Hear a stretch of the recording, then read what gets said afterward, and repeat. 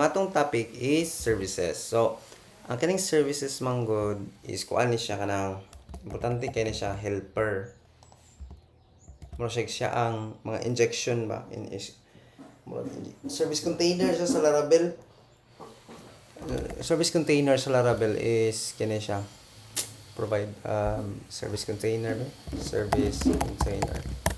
So, mo siya ang service container. So, ang service container is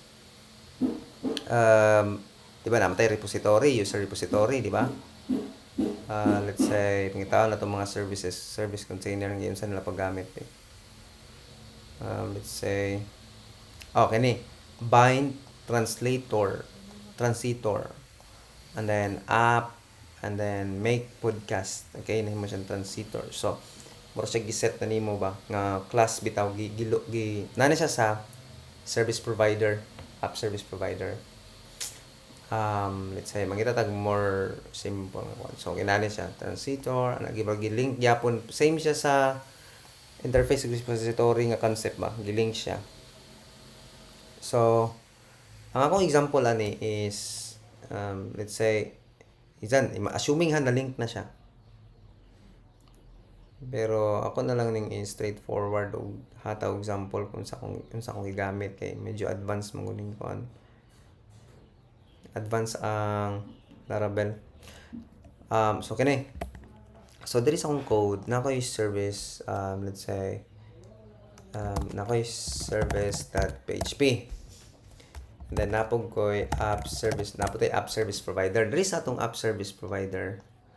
Ang Laravel, di ba, yang explain yang bind. Na ko singleton ang gibuhat. App let's say machine, pangitatong machine service din. Okay. So natay ganina machine repository, machine interface, di ba? And then karon natay machine service. And machine service ra gyapon ang gibutang dire. So unsay akong gibuhat dire sa machine service akong gi-load ang request. So meaning all the requests ma-load na ko siya sa akong service. Okay? I mean dire. So atong tanawon ang machine service nako. So ang machine service nako na ako'y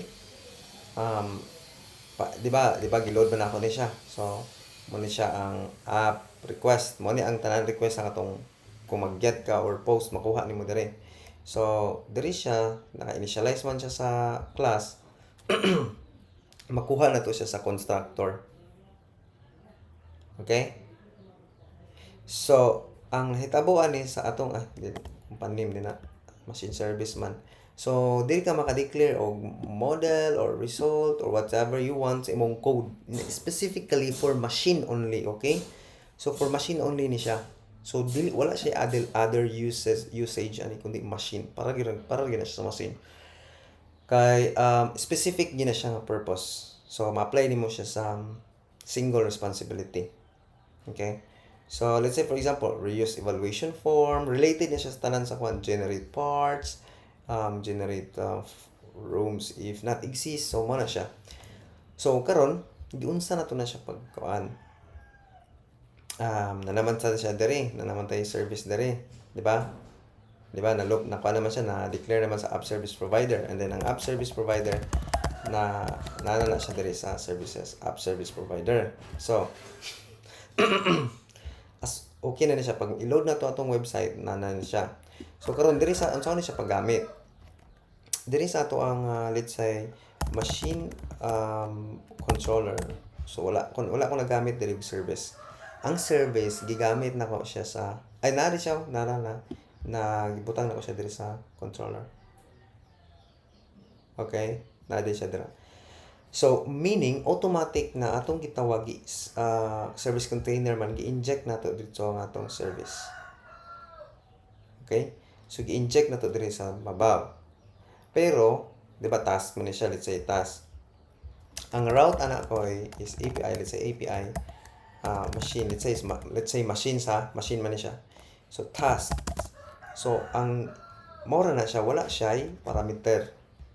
Kini siya, din siya basahon as parameter. As additional na siya. Okay? So, inject nimo nga dili siya basahon. And then let's say kung magbutang kag ID there, let's say ID or let's say machine then ID. Let's say na kay nana. So kung nana siya, ang imong route ana kumbaga yana nimo. Na siya. So dili na ni siya kailangan ibutang nimo sa imong route or controller ay sa imong routing or basahon sa URL. Automatic na siya kamo inject. Okay? So kini nga injection ang sulod ana ang ma-access ana niya is kining tanan nga naa sa yahang machine service. Okay? So ma-access niya ang basic part. Okay? So let's say kung i-access niya ang basic part, ano ra siya pag-access? Service. Siya pag-access. Ma-access na niya dayon dito, automatic. So in that way mas cleaner imong code, di ba? Mas limpyo imong code, dili na ka mag-declare dili na ka magsigkuan sa chuchibrichi pa imong buhaton. So mas cleaner siya. And then ang akong ginabuhat diri ko is kana man na siya, this automatic na siya, this model. So this model kay all the time gid machine man gid atong buhaton dira. So akong ginabuhat is ang model kabalon mag-extend no. Kining gi-extend nato diri, gi-set ko diri og init nga function. So kining init nga function ang model akong gisulod, gi-assign ako sa model, and then kining model is naka-public ni siya naka-public na siya. So meaning kinsa tong mo extend ani nga class, kining service nga class is naa pud siya model diri. O para niyo na siya model. Pero ideally naagi ni siya model kay naka-extend naman siya. So ideally dapat wala na siya. Okay? So kining model ani diri sa atong controller, let's say mag-init ta diri, init. So unsa kay ibutang diri, let's say machine ni siya. ID man na, di ba? So let's say I mean machine na siya kay naka-injection na siya. So let's say for example machine na siya ha. So ato na din siyang iinit ang machine diri, init machine. So kining init machine nato ma-visit nimo na mag-automatic siya ganha dira. So kining init machine nato is pag abot na to diri sa basic part nga kuan, ang pag-access nato atong init machine, ang pag-access nato ani kining atong give set diri is this model. Kini mo na ni siya, this model. Ako na ga-design nga model man siya, kay model man gina siya, di ba? Machine is a model, di ba? Kay naman tayo model diri machine.php. It's a model machine.php. It's a model, di ba? Model siya. So gi-assume na nako nga kana siya nga instance is model na siya. So and then ang akong nakatsada pod is additional nimo nga tips is nagbuhat ang return nako, wala nako gi-return mismo ang result kundi this akong gi-return. Okay? So ang result ani nga data, ani nga method is gi-assign nako sa result nga variable, which is kining result nga variable is gi-override gyapon nato diyan gi-override gyapon nato sa service. So naka-public gyapon siya. Make sure all the time public nimo na kung gusto nimo ma-available siya sa nadadri yung result. Ka-public na siya. Okay? So kung gusto nimo ma-available siya sa mga children nga nag-override niya, dapat mo siyang i-public. So pwede rin na siya i-comment out. So di ba basic part. So ang nahitabuhan na ako yung kuha na din ako sa kining result is ang imong buhaton is get result. Ang imong pag-retrieve na is get result. Dili na siya, di ba? Usahay ka ng data na man na, di ba? Ang ako karon is get result. Ang nakatsada na is makontrol nimo kung sa imong i-retrieve o sa dili mo i-retrieve. So pag mobalik ka diri sa service nimo, machine service, ang kining result na adentay get result, wala ni siya diri kay ang visual code dili siya makita, pero naa na siya diri get result tara. ang get result nako gi-return nako ang result. Nagets nimo? Good. So ang get result nako naa diri pero nasa sa main service nga kawan. Kani nasa service. So kung ga-extend si um kung ga-extend si machine service niya, so meaning naapod siya get result. So wala siya this i-assign niya sa result, meaning get result, makuha niya ang value. Okay? Makuha niya ang value, kani nga value model. And then, and this, unsa may purpose aning this? Ang purpose aning this ko is, more siya class, kini gyapon nga class, so meaning, pwede na po ka makatawag og additional nga method. Okay? So, mura siya gilink nimo ba? Mura siya gisumpay bitaw nimo ang method para dili na bitaw ka mahago. Let's say, for example, na naka-result. Then dire, pwede na po din ka, dili pa nimo tawagon ang result, pwede na po din ka mo ana dire. Reuse form. Dili na nimo kailangan ng kwan, reuse na nimo form. So, pwede na po na nimo tawagon. Ana. Gets nimo? Then ay din ka mo pag-result. So makabantay ka ng uban daghang kayo arrow ana. So mo na siya ang purpose. Pero dapat ang return na niya naka-this na siya, meaning this class. So meaning kung unsay naa sa data dianhi, unsay naa yang ipang set diri, ma-access po na nimo dianhi. Okay? So ang akong example ana is adto ta sa manamata na, let's say kana siya, maadto ta diri sa repository. Tingnan na to, adto ta, machine repository, tanaw na ko og create, let's say ngita to diri og mga link na ko nga mga paraing nani para sa akong gibuhat. Paraing nani tanaw, service, okay, machine service, di ba? And then,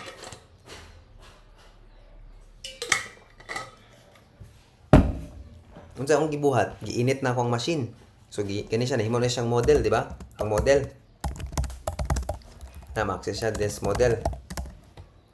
And then pag abot na ako sa model, set advertisement sa catalog.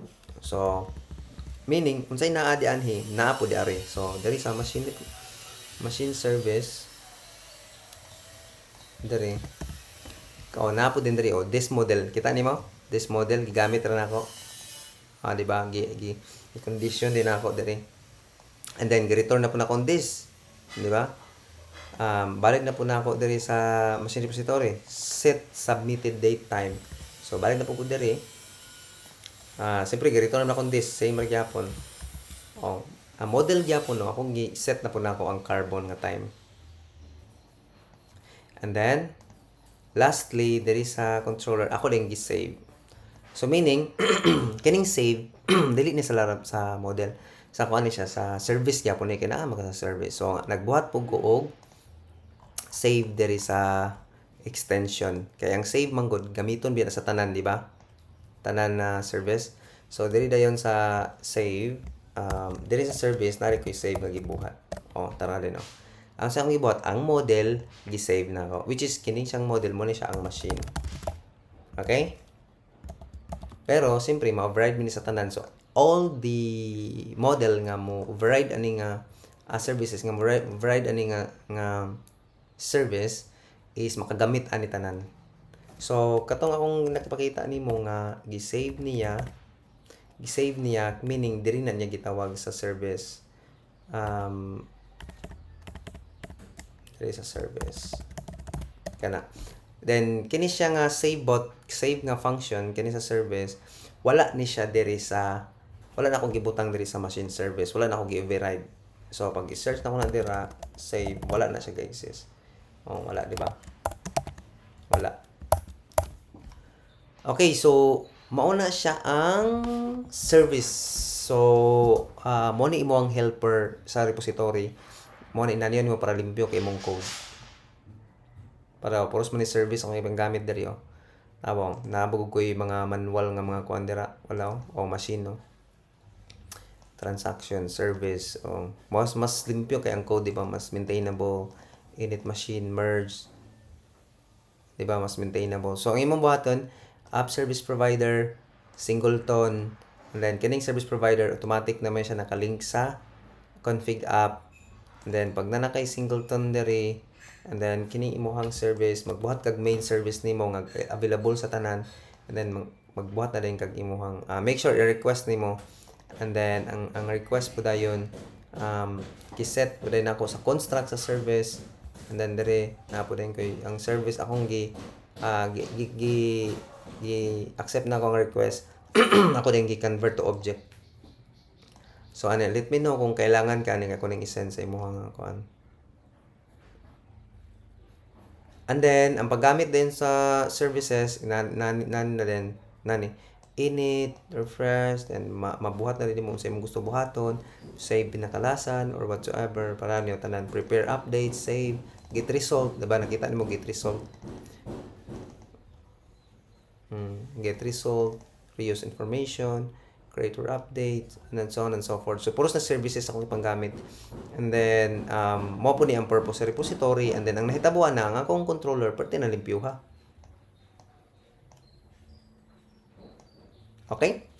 So, any question? Okay, kaya. Nindot kay siya kanang ma-easy life na rin ba pag human sa pamilya process.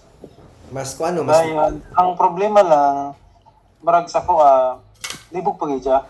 okay. Di pagid niyo, hindi pagid siya ingon ba nga mapas akong pamilya limitation. Pero isa lang ng video pa ako ra nang pang-review kayo. Dayon magbuhat ka og Ang project. indot siya, makit ang result, indot na lang siya, gamay na lang din kay ang code. Kaya mag-void balik, bitaw mag-redundant kag buhat sa code. Dili na. Mo na kay single responsibility man ta din naka-extend biya ta. So kung kabalo ka og solid principle, dili na mapalo nimo ni. Mao man ni solid principle man ako gigamit ani. Tara akong buhok ko, ang kalit. Murang si, na. Interest. So ana ako kanang so okay na ni. So ako lang ipang send sa imong video dayon. I-send lang eh. Indot dyan, indot. Pag kung mag-study ka ni, i-implement lang, tapos magbuhat ka og simple app nimo or markboard ba ka kanang fresh jud nga app ba. Kamart ba, di ba? Then fresh jud nga app dayon pag nakay fresh nga app, studyhi gani siya. So mga resources then i-follow ang pattern. Then madugay bitaw mas tsada na kay ni nga pag makabalo ka ni mas ganyan na kasi mo ang coding para niyo para sa ko maintainable kayo. Dali ra kay maintain kay reuse form ra gini na nga susulod. Reuse form ra gyud na naka services refurbishment started, save, get result, di ba? Initialize, refurbishment started, save, get result. Kuan kay kanang mabasa gini mo ba? Pareho niyo, provenance, initialize machine, merge, request. Gi-merge na akong request.